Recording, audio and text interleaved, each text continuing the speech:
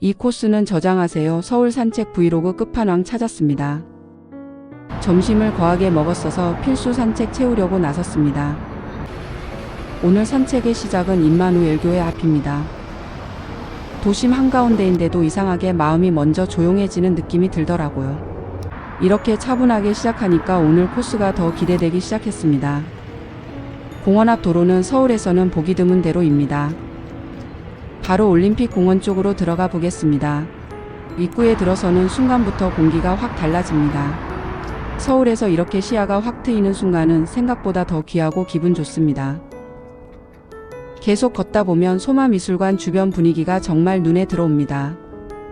여기는 그냥 미술관이라기보다 예술이 산책 속으로 자연스럽게 스며드는 공간 같았습니다. 건물도 멋있고 주변 동선도 정돈되어 있어서 천천히 걷기만 해도 장면이 하나하나 예뻐 보입니다. 서울에서 잠깐 멈추고 싶을 때 이런 공간이 있다는 게 참 좋습니다. 이제 오늘 코스의 하이라이트 올림픽 조각공원으로 가보겠습니다. 솔직히 여기부터는 그냥 산책이 아니라 풍경을 발견하는 시간에 가깝습니다. 걷다가 고개를 들면 작품이 보이고 조금 더 걷다 보면 또 다른 분위기가 펼쳐집니다. 그래서 이곳은 어디를 봐야 하지?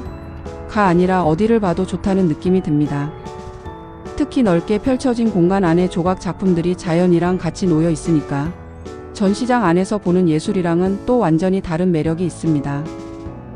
억지로 집중하지 않아도 되고 설명을 다 몰라도 괜찮습니다.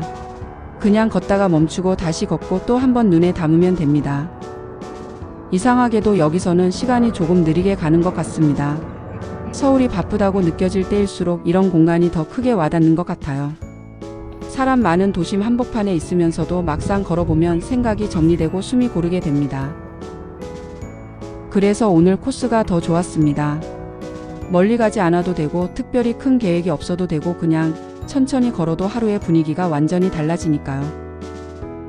서울에서 무난한 하루 말고 조금 더 기억에 남는 하루를 보내고 싶으시다면 이 구간은 정말 꼭 한번 걸어보셨으면 좋겠습니다. 그리고 산책 끝에는 커피 한 잔으로 마무리해 보겠습니다. 한참 걷고 난 뒤에 앉아서 마시는 커피는 이상하게 하루를 더 좋게 기억하게 만들어줍니다.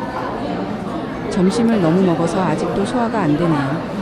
구독과 좋아요는 오늘 행운을 가져다 드립니다.